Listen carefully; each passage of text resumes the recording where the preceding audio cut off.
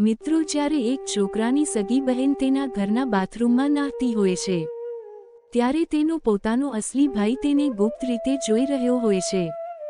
બાથરૂમનો દરવાજો જૂનો હોવાને કારણે તેનું થોડું લાકડું ઘસાઈ ગયું હતું, જેના કારણે છોકરો લાકડાને વધારે ઘસીને તેમાંથી કાણું બનાવે છે અને તે કાણામાંથી તે તેની બહેનને નહાતી જોવે છે. આ બધું ચાલતા 2 મહિના વીતી ગયા અને બહેનને ખ્યાલ ન હતો કે તેનો પોતાનો ભાઈ તેને છુપી રીતે જોઈ રહ્યો છે. છોકરીનું નામ આશા અને છોકરાનું નામ જીગર હતું. આશા દેખાવમાં ખૂબ જ સુંદર હતી અને તેની ખૂબ જ સારી ફિગર હતી, જે કોઈને પણ તેની તરફ આકર્ષિત કરતી હતી. હવે જ્યારે તેનો ભાઈ તેને નહાતી જોવે છે, ત્યારે તે તેના માટે વધુ બેચેન બની જાય છે. તેથી હવે જીગરે મનમાં પ્લાન બનાવવા માંડ્યા કે કોઈપણ રીતે એકવાર તે તેની બહેન સાથે સંબંધ સ્થાપિત કરી લે, પછી તેને માનસિક શાંતિ મળશે. પરંતુ તે સંબંધમાં તેની બહેન હોવાથી તે તેની સાથે આ રીતે સીધી વાત કરી શકતો ન હતો.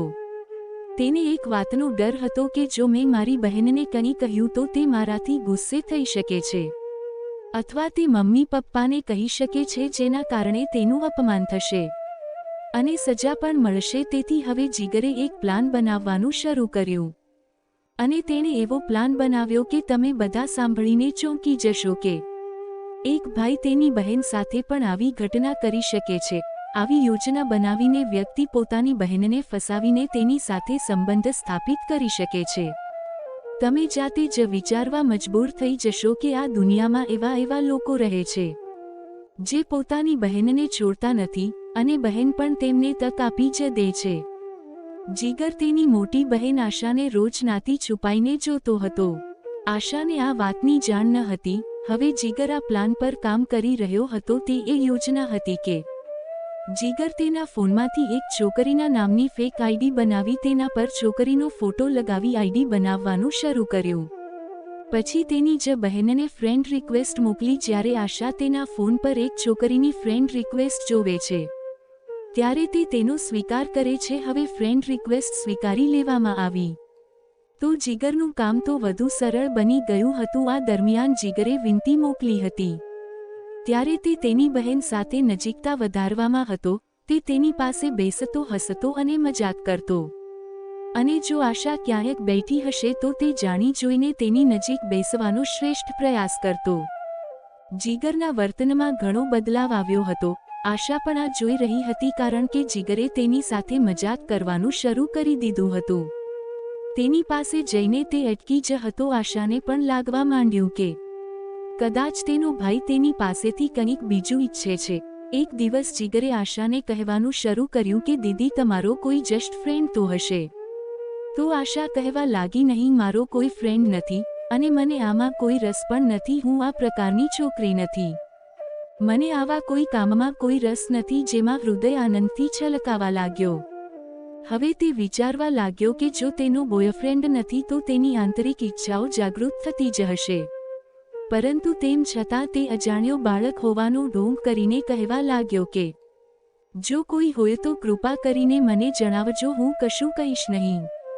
તમે મને તમારો શ્રેષ્ઠ મિત્ર બનાવી શકો છો. તમારો શ્રેષ્ઠ મિત્ર હોવાને કારણે તમે મને કહી શકો છો. આ સમયે એવું ન વિચારો કે હું તમારો ભાઈ છું. તમે મને તમારો મિત્ર ગણો. આશાએ કહ્યું, ના, મારો કોઈ બોયફ્રેન્ડ નથી અને મેં આ પ્રકારનું કામ ક્યારેય કર્યું નથી અને કરીશ પણ નહીં. હવે જીગર તેના પ્લાનિંગમાં વ્યસ્ત હતો અને હવે તેને છોકરીના આઈડીથી આશાને મેસેજ કરવાનું શરૂ કર્યું. હવે તે છોકરીનો મેસેજ આવ્યો હતો એટલે આશાએ પણ મેસેજનો જવાબ આપ્યો. પરંતુ આશાને ખબર ન હતી કે તેનો પોતાનો ભાઈ જ છોકરી હોવાનો ઢોંગ કરીને તેની સાથે વાત કરી રહ્યો છે અને ભવિષ્યમાં તેની સાથે શું થવાનું છે. છોકરી બની આશા સાથે વાત કરતી વખતે જીગરે કહ્યું કે શું તારો કોઈ બોયફ્રેન્ડ છે અને શું તે ક્યારેય કોઈની સાથે સંબંધ સ્થાપિત કર્યો છે? તો આશાએ ના પાડી અને કહ્યું કે મને આ બધામાં રસ નથી. ત્યારે જીગર કહે છે કે તું બોયફ્રેન્ડ બનાવી લે અને પછી તમારે તેની સાથે સંબંધ સ્થાપિત કરવાનો પ્રયાસ કરવો જોઈએ. આમાં તને ખૂબ સારું લાગશે અને ખૂબ આનંદ થશે. અને તેના મનમાં મૂંઝવણ ઊભી કરવા માટે જીગરે એમ પણ કહ્યું કે હું તો મારા ભાઈ સાથે ખૂબ જ એન્જોય કરું છું. જ્યારે પણ મને એવું લાગે ત્યારે હું મારા ભાઈને બોલાવું છું અને અમે બંને ભાઈ બહેન સાથે મળીને એકબીજા સાથે સંબંધ સ્થાપિત કરીએ છીએ. જ્યારે આશાએ આ વાત સાંભળી તો તેણે પૂછ્યું, શું તમે તમારા ભાઈ સાથે આ બધું કરો છો? તો જીગરે છોકરી બનીને કહ્યું કે હા, હું મારા ભાઈ સાથે જ આનંદ કરું છું.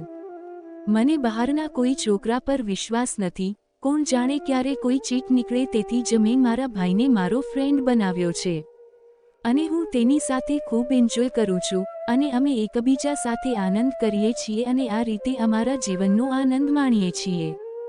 કહેવાય છે ને મિત્રો, જો કોઈને ચડાવવા વાળું મળી જાય અથવા કોઈને સાથી મળે તો વ્યક્તિના મગજમાં કેટલીક ખરાબ બાબતો આવવા લાગે છે. હવે આશાના મનમાં પણ આવા વિચારો આવવા લાગ્યા. તે પણ આ વિચારવા લાગી કે જો તે છોકરી તેના ભાઈ સાથે આ બધું કરી શકતી હોય તો હું પણ મારા ભાઈ સાથે આવો સંબંધ રાખવાની કોશિશ કેમ ન કરું. પરંતુ તેના ભાઈને આ વાત કરવાની તેનામાં હિંમત નથી. તેથી આશા તેના ભાઈ સાથે અલગ વર્તન કરવા લાગી અને તેનું બદલાયેલું વર્તન જોઈને જીગરના મનમાં પણ લાડુ ફૂટવા લાગ્યા હતા. તે સમજી ગયો હતો કે મેં જે કહ્યું તેની તેના પર અસર થઈ ગઈ છે.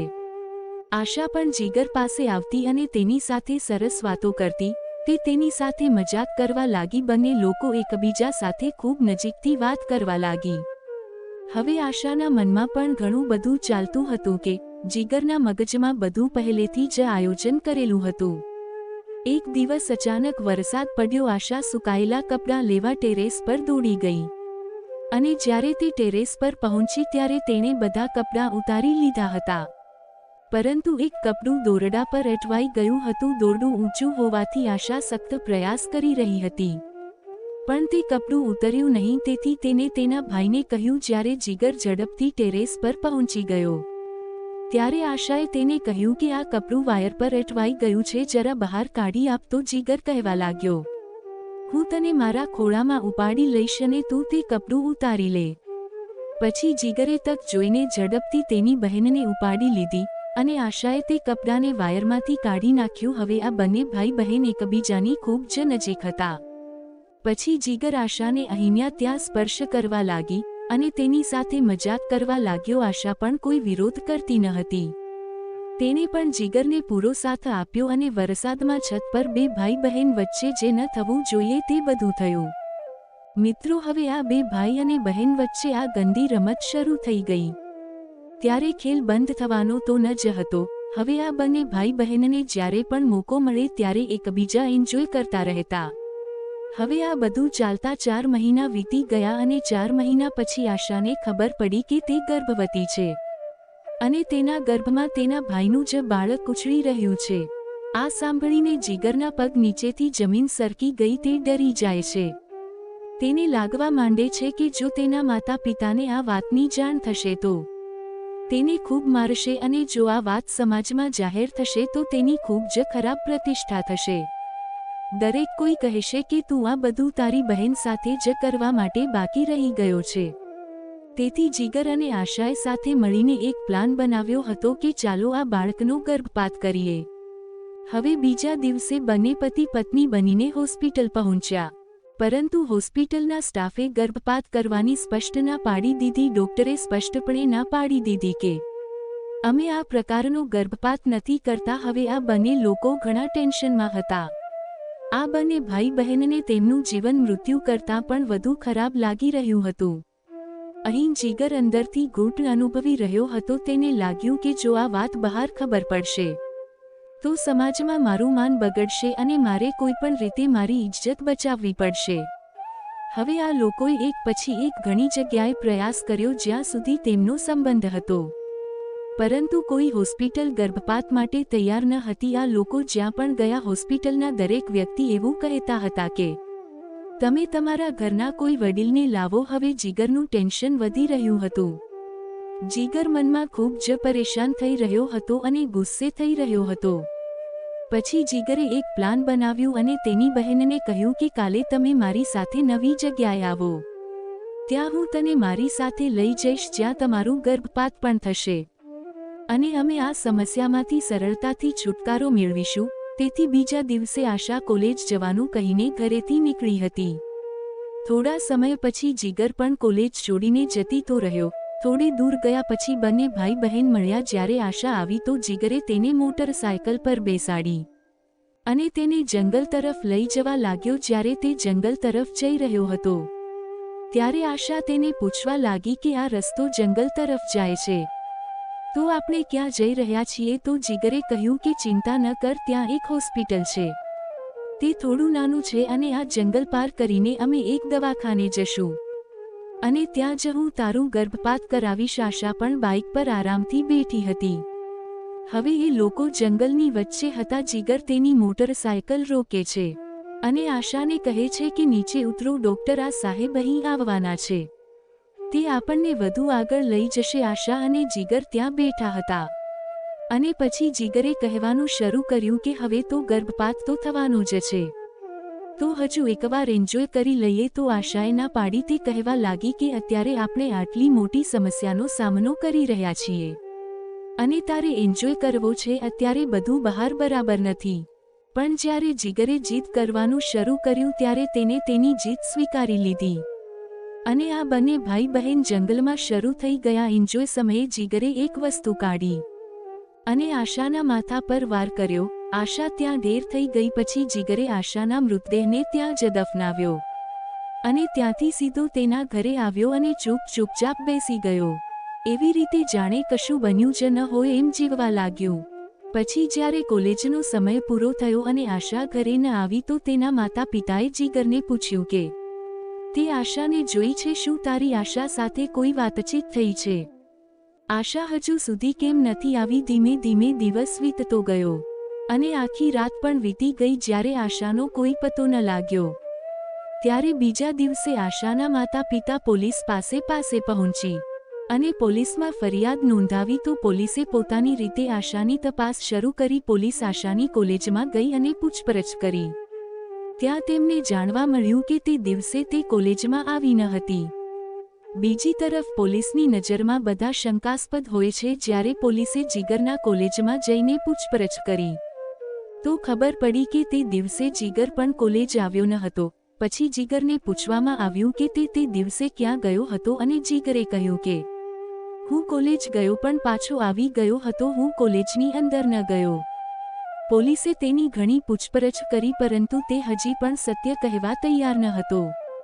તેથી પોલીસે પણ વિચાર્યું કે કદાચ તે આમાં સામેલ નથી. ઘણો સમય વીતી ગયો પરંતુ હજુ સુધી કેસ કોઈ નિષ્કર્ષ પર પહોંચ્યો ન હતો. પછી એક દિવસ આશાના પિતા પોલીસ સ્ટેશન પહોંચ્યા અને તેમની પુત્રીના કેસની માહિતી એક કરી. પોલીસે આ કેસને નવી રીતે જોવાનું શરૂ કર્યું અને આશાના સૌથી જૂના સોશિયલ મીડિયા એકાઉન્ટની તપાસ કરવામાં આવી અને તે સોશિયલ મીડિયા એકાઉન્ટ પર એક આઈડી મળી આવી જેમાં જીગર છોકરી બનીને આશા સાથે વાત કરતો.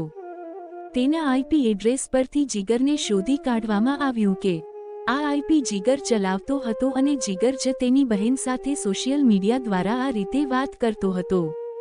પોલીસે જીગરની ધરપકડ કરી હતી. તેની ધરપકડ કર્યા બાદ જ્યારે પોલીસે તેની પોતાની રીતે પૂછપરછ કરી અને કડક કાર્યવાહી કરી તો જીગરે આખી વાત કહી અને તેના માતા પિતાના પગ નીચેથી જમીન સરકી ગઈ કે તેના સગા દીકરી દીકરો એકબીજા સાથે આવી હરકતો કરતા હતા અને જ્યારે બહેન ગર્ભવતી થઈ ત્યારે સગા ભાઈએ તેની સાથે આવું કર્યું. તો મિત્રો, આ વાર્તા કહેવાનો હેતુ કોઈની ભાવનાને ઠેસ પહોંચાડવાનો નથી. કોઈપણ પ્રકારની અનૈતિકતા અથવા અશ્લીલતાને પ્રોત્સાહન આપશો નહીં. આ વાર્તા સમાજમાં એક શૈક્ષણિક સંદેશ છે. લોકોમાં જાગૃતિ ફેલાય તે માટે સમાજને જાગૃત કરવા છે. સમાજમાં કેવા પ્રકારના ગુનાઓ થઈ રહ્યા છે તેની માહિતી લોકો મેળવી શકે જેથી લોકો સજાગ રહી શકે. તો મિત્રો, આ આજની વાર્તા હતી. તમને સારી લાગી હોય તો લાઈક કરજો, શેર કરજો અને સબસ્ક્રાઇબ કરો. ધન્યવાદ મિત્રો.